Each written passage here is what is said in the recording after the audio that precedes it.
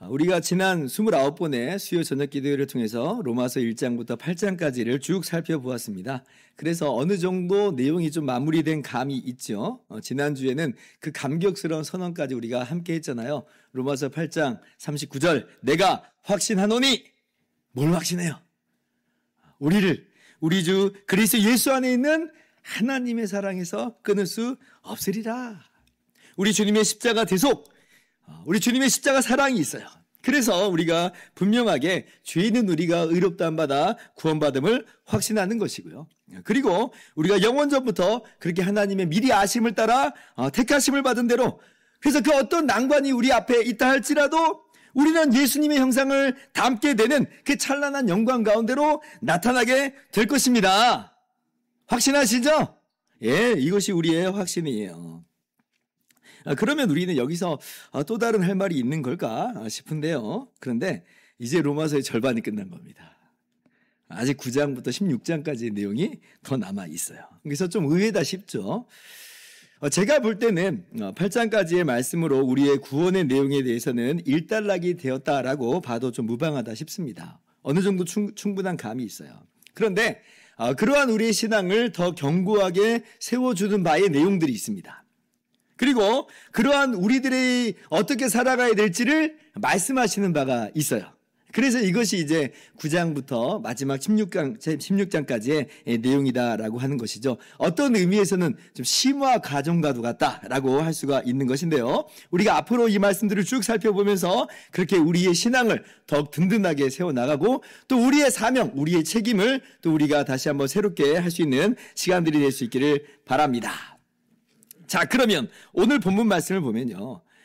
바울 사도께서 마음에 큰 근심과 그치지 않는 고통이 있다. 이렇게 말씀을 합니다.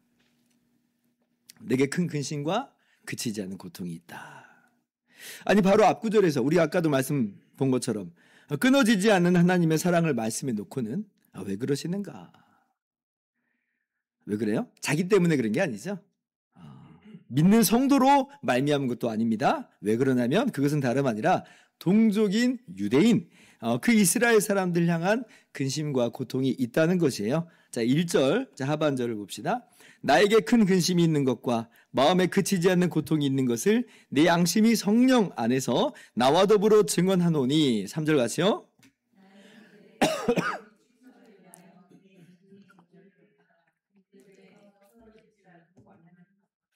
나의 이 근심과 고통은 나의 형제 곧 고륙의 친척을 위한 것이다. 유대인들, 이스라엘 사람들을 위한 것이다 라고 하는 거예요.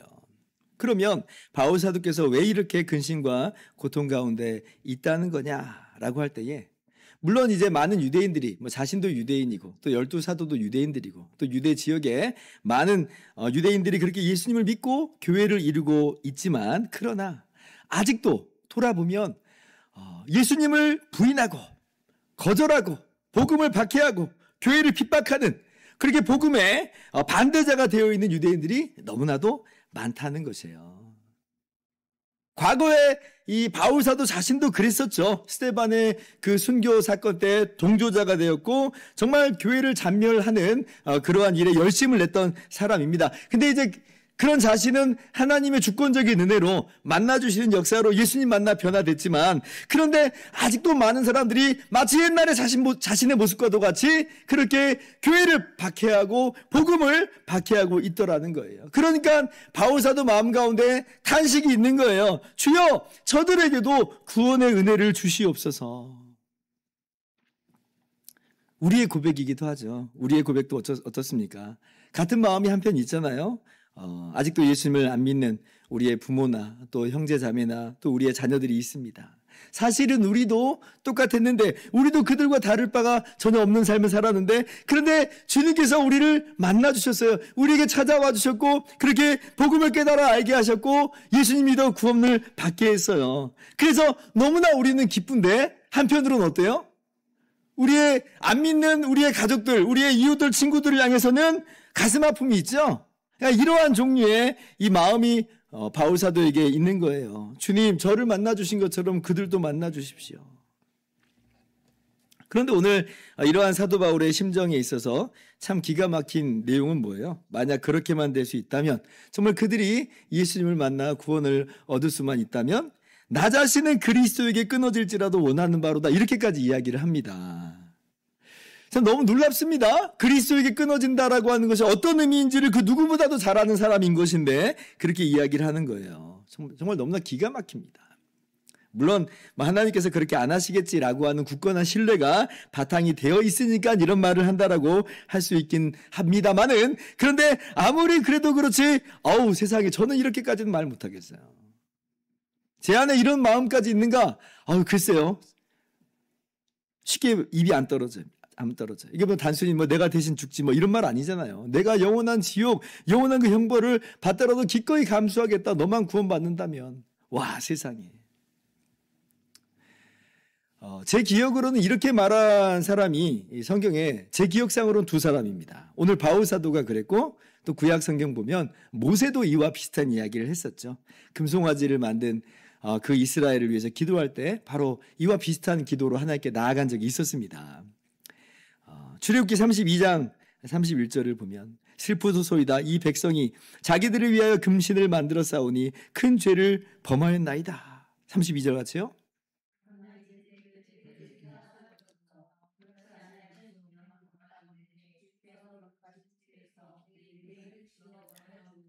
주께서 기록하신 책에서 내 이름을 지워버려 주옵소서. 하나님께서 지금 금송아지 만든 이 백성이, 이스라엘 백성이 범죄해서 부패해버렸으니까 내가 그들을 멸하고 그리고 너로, 모세로 큰 민족을 이루겠다라고 하시니까 모세가 정말 그 황망한 말씀을 듣고 하나님께 결사적으로 기도하는 과정 가운데 이 기도가 터져 나오는 거예요. 주께서 기록하신 책에서 내 이름을 지워버려 주십시오.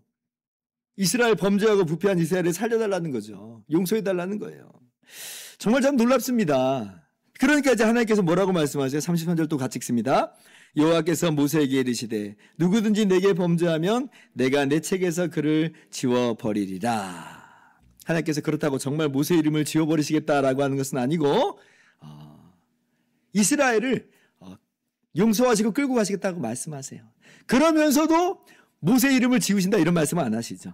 그죠? 이게 하나님의 마음이에요.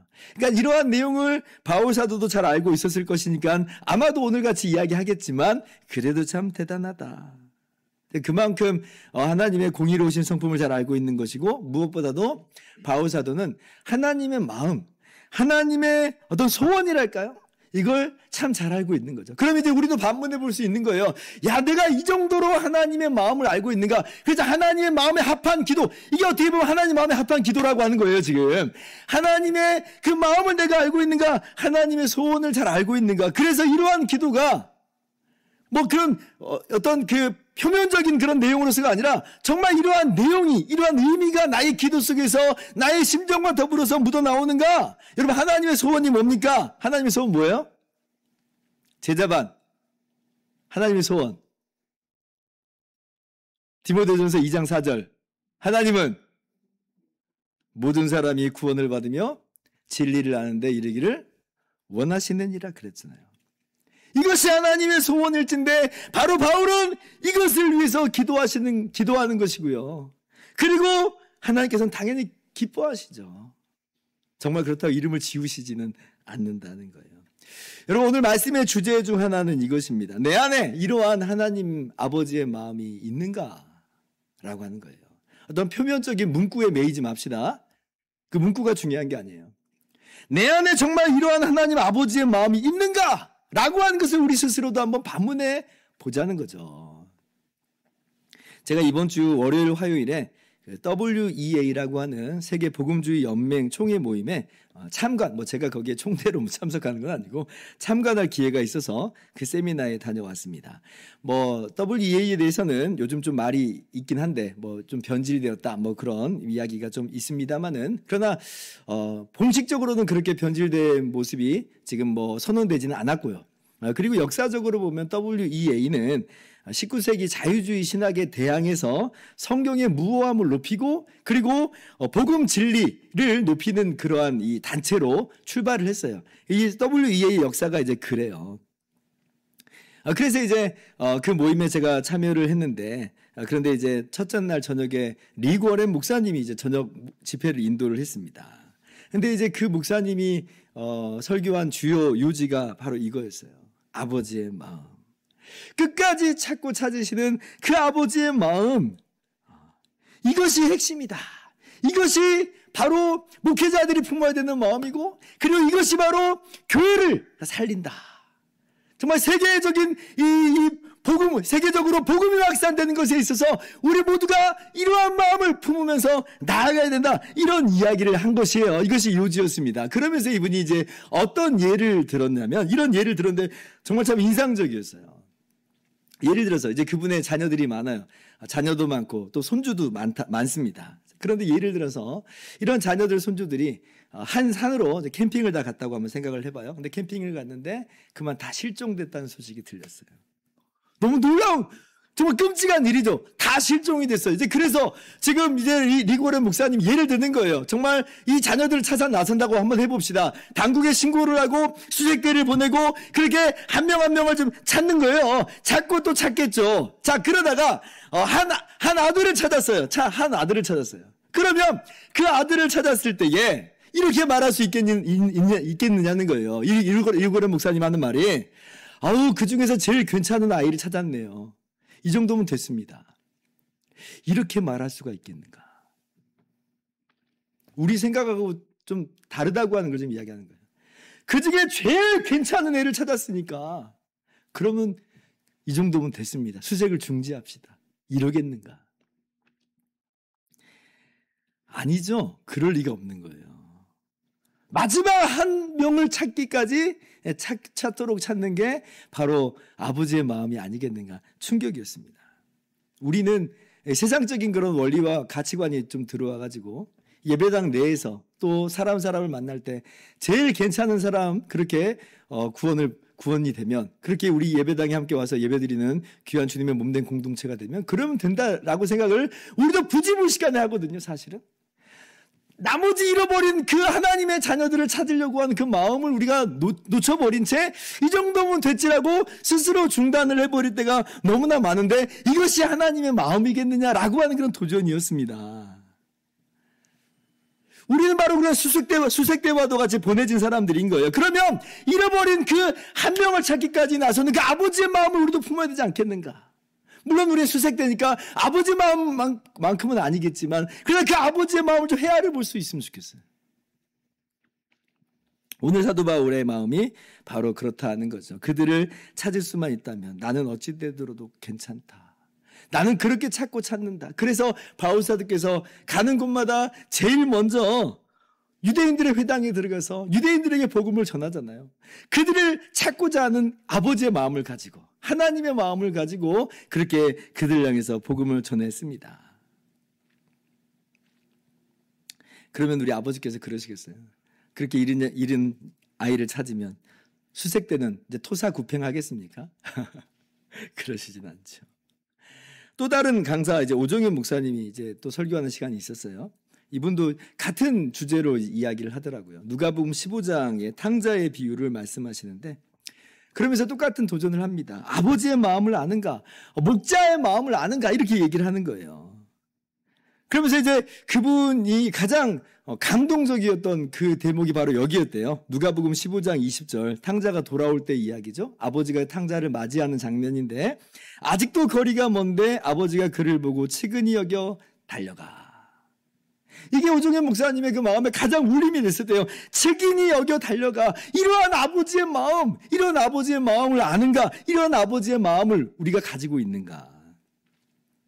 이 둘째 아들은 사실 아버지가 어떤 분인지 아직 자세히 정말 어느 정도까지인지 잘 몰랐죠. 그래서 그냥 품꾼 중 하나로 보소서 하는 마음으로만 돌아온 것이었어요. 근데 아버지의 마음은 뭐라는 거예요? 품꾼 중 하나로 보겠다는 거 아니죠? 측은히 여겨 달려가. 달려가요, 달려가.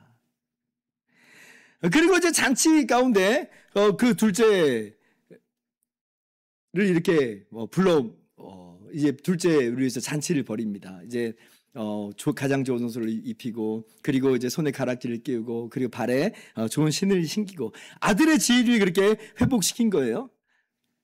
그러면 자, 이 아들이 그렇게 잔치 속에서 어떤 마음을 이제 가져야 되겠느냐? 이렇게 또 얘기해요. 어떤 마음을 가져야 되겠느냐? 둘째 아들은 집에 혼자 앉아서 어떤 생각을 하고 있을까? 야, 내가 품꾼으로 그렇게 돌아오려고 했는데 나를 품꾼으로 삼지 않고 아버지 아들로 회복시켜주시니 너무나 좋다! 물론 그런 기쁨과 감격이 있는데, 근데 그러한 기쁨과 감격으로 멈춰버린다면, 이 오정현 목사님의 그 표현이 너무 좀 과격했는데, 그건 후레자식이지. 라고 이제, 후레자식이지. 이 둘째 아들의 마음이 어떤 마음이어야 되겠는가? 나는 그동안 아버지를 몰랐네. 내가 이제 아버지의 마음을 알았네. 하는 그 마음을 가져야 마땅하지 않겠느냐는 거였어요. 우리 보고 이제 하는 얘기인 거죠. 우리가 구원의 기쁨과 감격 속에서 정말 탕자와도 같은 우리인데, 그런 우리가 구원받은 것이 너무나 기쁘고 감사해요. 근데 그것만으로 끝나버린다면, 아버지의 마음을 알지를 못한다면, 그러면 그건 좀 문제가 있는 거 아니겠느냐는 것이에요. 그래서 예를 들면 이제 제 이야기입니다. 만약에 둘째 아들 말고 또 다른 셋째 탕자가 있고 넷째 탕자가 있다라고 예를 든다면, 우리가 어떤 마음을 품어야 되겠느냐는 거예요. 그러면 그 셋째, 넷째, 다섯째 탕자를 향해서 달려가는 아버지의 마음과도 같이 우리가 함께 달려가서 잔치를 벌이는 모습이 돼야 되지 않겠는가? 근데 우리는 어때요? 구원받고 나서는 마치 첫째 아들처럼 돌아가 버리죠. 나만 구원받으면 됐지. 나만 아버지 옆에 있으면 됐지. 라고 그냥 그쳐버리는 모습으로 우리가 있다는 거죠. 그래서 그런 생각을 제가 이 설교를 들으면서 또 충격. 나는 아버지를 몰랐네. 하면서 정말 회개하는 시간을 가졌고요. 다시 한번 이제 목회 이 방향을 물론 이제 예전부터도 그렇게 해왔지만 다시 한번 새롭게 하는 그런 시간이 됐습니다. 그렇게만 된다면 나는 그리스도 안에서 그리스도에게서 끊어질지라도 원하는 바로다. 이 말 자체를 할 수 있느냐 없느냐, 이건 저는 핵심이 아닙니다. 정말 그러한 아버지의 마음, 잃어버린 자들을 향한 목자의 마음을 우리가 갖는 것이 너무나 중요하다. 그러한 마음으로 우리가 나가실 수 있기를 바랍니다. 우리에게 주신 그 구원의 기쁨과 감격이 여기까지 나가야죠. 여기까지. 이것이 이제 오늘 말씀 제가 여러분들과 나누고자 하는 가장 중요한 주제예요. 자, 그런데 한 가지만 좀 더 하도록 하겠습니다. 근데 오늘 말씀은 단순히 그래서 우리가 이제 전도자의 마음과 자세를 가다듬자라고 하는 그런 주제만으로 그렇게 말씀하시는 것만은 아닙니다. 만약에 이제 이게 주제 전부라고 한다면 바로 10장, 로마서 10장으로 가도 될 것이거든요. 그런데 이제 바울 사도께서는 그렇게 곧바로 넘어가지를 않아요. 지금 유대인들이 실족한 상태인데, 이런 유대인들의 실족에 대해서 조금 더 할 말이 있고, 또 이것이 담고 있는 중요한 함의가 있다는 것입니다. 오늘 이 부분에 대해서 제가 또 일부분을 여러분들과 함께 나누려고 합니다. 왜냐하면 이것이 이제 우리의 구원과 우리의 구원을 확신하고도 직결된 문제이기 때문에 그래요. 자, 왜 그러냐면 유대인들이 어떤 존재냐라고 하는 거예요. 유대인들은 사실은 그들이 하나님의 선택된 백성들이고 하나님의 약속이 있다는 거예요. 하나님의 부름받은 바 하나님의 백성으로 그렇게 불려진 사람들이잖아요. 거룩한 계명이 그들에게 주어졌고 예배가 있으며 그들에게 약속된 복이 있었다. 이것이 이제 4절 이하의 말씀입니다. 보세요. 그들은 이스라엘 사람이라. 그들에게는 양자됨과 영광과 언약들과 율법을 세우신 것과 예배와 약속들이 있고 5절 같이요.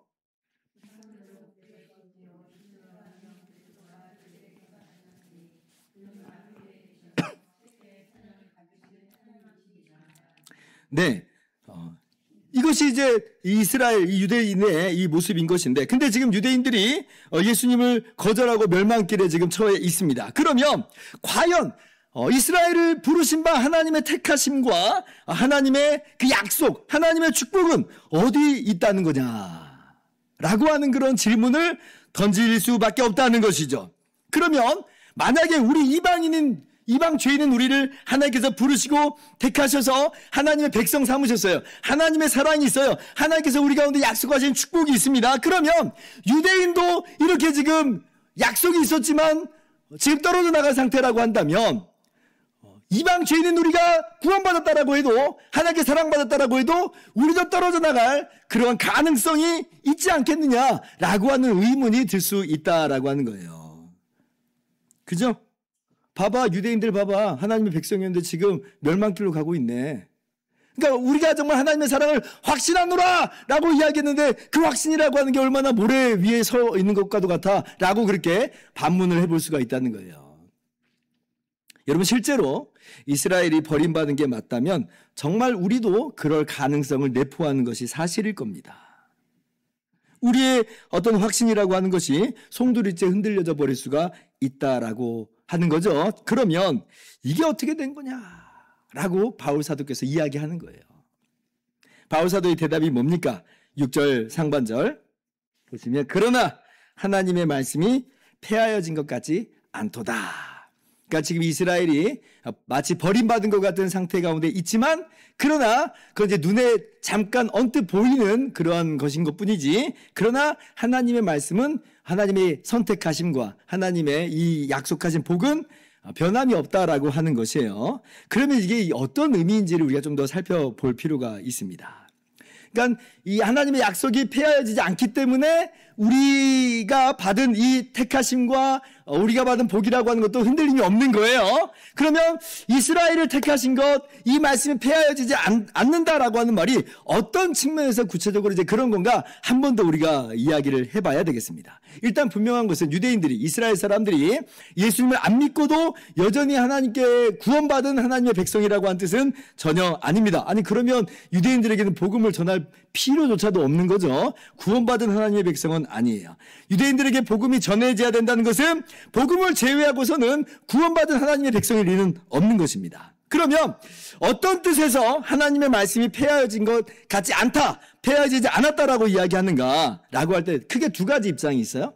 하나는 하나님의 백성인데 그런데 타락하고 부패해서 멸망 상태에 있는 거다. 한마디로 하나님의 백성이라고 하는 어떤 모종의 지위, 어떤 흔적은 여전히 가지고 있다라고 말하는 그런 입장이 하나 있고 그러지 않고 아니다. 지금 어떤 혈통으로나 어떤 특별한 단위 구성적인 요소에서 이스라엘은 이제 가능하지 않는다라고 하는 그런 입장이 있습니다.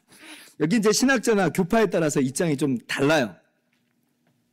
그래서 이제 모종의 지위가 여전히 유효하게 있다라고 하는 사람들은, 이런 분들은 나중에 이제 이스라엘 사람들이 민족적으로 이제 혈통적으로 대규모 회심을 할 것이다.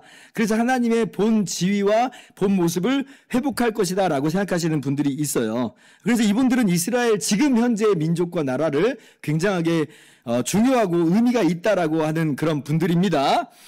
그런데 저는 후자예요. 저는 후자.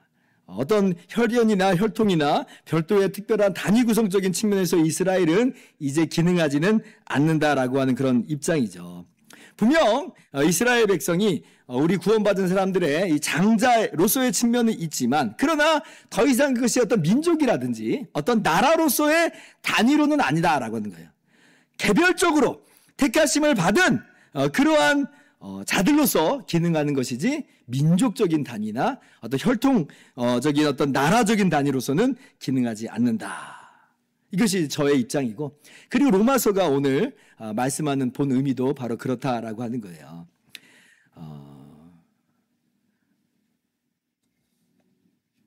물론 이제 그 전자의 입장을 가진 분들도 로마서를 가지고 함께 이야기는 하는 측면이 있지만 제가 볼 때는 로마서가 정말 그런 이야기를 하고 있는가? 라고 이제 싶은 거죠. 근데 어떤 입장이든지 핵심은 뭐예요? 하나님 말씀은 폐하해지지 않았다는 겁니다. 그러니까 이스라엘 백성이 지금 선택받았다가 그 선택이 취소되는 그런 일이 있는 것은 아니다라고 하는 것이에요. 그러면 바울 사도께서는 뭘 근거로 그렇게 이야기하는가? 아직도 태반이나 예수님을 믿지 않는데 어떻게 그렇게 말할 수 있는 것인가? 라고 할 때에 그것은 이스라엘 백성을 향한 하나님의 약속, 하나님의 택하심이라고 하는 게 무엇인지를 우리가 살펴보면 이 말씀이 폐하여지지 않았다라고 우리는 확신할 수가 있다라고 하는 것이에요. 즉 오늘 이제 7절 이하의 말씀이 무엇을 이야기하는 거냐면 이스라엘 백성을 구성하는 요소는 우리가 생각하듯이 어떤 혈통이 아니라고 하는 거예요. 혈통이 아니다. 오히려 결정적인 요인은 뭐냐면 그가 참 이스라엘이라고 하는 것은 그가 하나님께 정말 약속된 자인가, 그가 정말 하나님께 택하심 받은 자인가? 라고 하는 이런 내적인 요인, 영적인 요인이 바로 핵심이다라고 하는 것이에요. 그래서 외적으로, 혈통적으로 이스라엘 사람이라고 할지라도 그가 정말 약속된 자가 아니라고 한다면, 그가 정말 하나님께 택하심 받은 자가 아니라고 한다면 그는 참 이스라엘이 아니라라고 하는 겁니다. 그래서 6절 하반절에 뭐라고 말씀해요? 이스라엘에게서 난 그들이 다 이스라엘이 아니요라고 말하는 그런 의미는 바로 그런 뜻이다라고 하는 거예요. 그래서 지금 그가 혈통적인 이스라엘 백성이 하나님을 떠나 있다고 해서 하나님의 약속이 폐하여진 것은 아니다라고 하는 거예요. 그래서 바울 사도는 말씀하는 게 뭐냐면, 진짜 이스라엘은 누구냐? 하나님의 약속된 사람, 하나님께 택하심 받은 바로 그 사람, 로마서의 나머지 내용을 보면 바로 남은 자라고 일컬어지는 바로 그 사람이 참 이스라엘인 것이고, 그렇게 그 사람들은 구원받은 하나님의 백성으로서 장자와도 같은 모습으로서 하나님의 약속을 이루고 있는 그런 사람들이다라고 하는 것이에요. 그래서 그 근거로 지금 누구 얘기를 드냐면 하나님의 약속을 따른 자로 이삭을 예를 들고, 또 그리고 하나님의 약속뿐 아니라 하나님의 선택에 따른 그러한 이스라엘 백성됨에 대해서 예로서 누굴 드냐면 야곱의 이삭의 아들인 야곱을 지금 예로 드는 겁니다. 오늘 시간이 다 되었기 때문에 이삭만 살펴보도록 합시다. 여러분, 이삭을 한번 살펴보세요. 아브라함의 자손이죠. 하나님께서 아브라함을 하나님의 백성으로 부르시고, 그리고 아브라함과 그 자손에게 땅을 기업으로 약속하여 주셨습니다. 그러면 아브라함에게서 난 씨가 다 그렇게 하나님의 백성인 것이며 그 땅을 기업으로 받는 사람인 것인가? 라고 할 때 그렇지 않죠. 아브라함에게는 이삭만 아들로서 있는 게 아니었습니다. 혈통적으로 누가 있어요? 86세 때 먼저 태어난 자가 있죠. 누구요? 이스마엘이 있었어요. 그러나 이스마엘이 바로 그 약속의 씨인가? 아니잖아요. 또 심지어는 이 아브라함의 아내인 사라가 죽은 후에 후처인 구두라와 재혼을 합니다.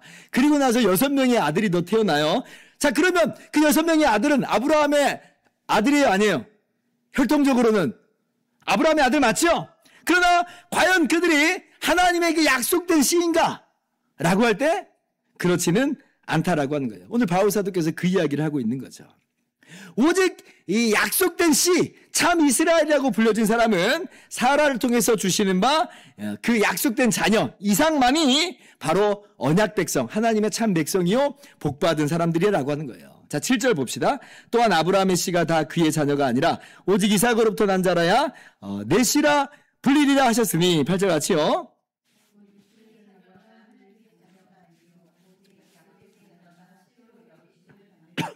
그래서 혈통적으로는 이스마엘이나 다른 6 아들도 다 아브라함의 혈통이긴 하지만, 그러나 그렇다고 해서 아브라함의 씨라고 불리는 건 아니다. 그렇다고 해서 이스라엘 사람이라 그렇게 불리는 것은 아니라고 하는 거예요. 마치 그와 같다는 거죠. 지금 이스라엘 사람들이라고 불려지는 외적인 혈통을 가지고 있는 사람들도 사실은 그렇다는 거예요. 혈통만으로 참 이스라엘 사람, 하나님의 언약 백성이 되는 것은 아니다라고 하는 거예요. 하나님의 약속된 그 사람이 있다는 거예요. 약속된 사람이 있다. 심지어는 이제 다음 주에 살펴볼 거지만 이삭의 아들조차도 보세요. 이삭의 아들이 야곱만 있는 게 아니죠. 쌍둥이 아들입니다. 에서와 야곱 두 아들이 있어요. 그러나 그들 모두가 약속의 씨, 하나님의 백성이다 불리지 않아요. 오직 하나님께서는 야곱만을 택하세요. 에서도 아브라함의 혈통이요, 심지어 약속의 씨인 이삭의 혈통인데, 근데 에서는 하나님의 백성이 아닌 것이에요. 이걸 보면 하나님의 약속, 하나님의 택하심이라고 하는 것이 하나님의 복받은 백성, 하나님의 백성이 되는 결정적인 요인이다. 그래서 오늘날 지금 우리가 눈에 보고 있는 이스라엘 사람들이 정말 다 그 지위, 하나님의 백성으로서의 지위를 여전히 가지고 있는 것은 아니에요. 실제로 약속된 자, 그리고 택하심을 받은 자로서 남은 자들만이 정말 이스라엘 사람이라고 그렇게 불려지는 것이고, 그렇게 해서 하나님의 약속은 폐하여진 것이 아니라 지금도 유효하게 작동을 하고 있다라고 하는 거예요. 그래서 그 남은 자로서 바울 자신이 있고, 그리고 12사도도 있고, 그리고 예루살렘과 온 유대에 이스라엘 사람들로 구성된 교회가 있는 것이고, 그들이 바로 장자의 지위를 가지고 있는 바 그렇게 약속된 백성이요 택하심 받은 백성이다라고 하는 것이에요. 이걸 다음 주에 하나님의 택하심에 대해서는 좀 더 자세히 살펴보도록 하겠습니다. 자, 이제 말씀 마칩니다. 전반부에는 알아듣는 이야기였는데 후반부는 갑자기 좀 어려운 내용이 나와가지고 좀 당황을 하셨을 수 있겠지만 후반부 내용은 다음 주에 우리가 더 살펴볼 것이고요. 오늘 전반부 내용을 특별히 마음 가운데 더 새길 수 있으면 좋겠습니다. 우리가 어떠한 마음으로 오늘 나아가야 되겠는가 할 때 거저 하나님의 약속을 받고 하나님의 택하심을 받은 사람들로서 이방 죄인인 우리가 하나님의 약속과 택하심을 따라서 그리스도 안에서 하나님의 영광스러운 자녀가 됐으니 거기에 대해서 그 잔치 가운데서 말할 수 없는 기쁨과 감격 가운데로 나아가야 될 것이며 또한 동시에 아버지의 마음을 알아. 잃어버린 아버지의 자녀들을 우리가 누군지는 모르죠. 그러나 분명히 잃어버린 자녀들이 있으니 우리가 주님 다시 오실 때까지 바로 그들을 함께 찾아 나서며 복음을 전하는 우리의 모습을 가는 것이 우리의 마땅한 모습이 될 줄을 믿습니다. 오늘 그러한 우리의 모습을 다시 한번 다짐하고 세워나가면서 그렇게 우리의 삶을 정돈해 나가실 수 있기를 바랍니다.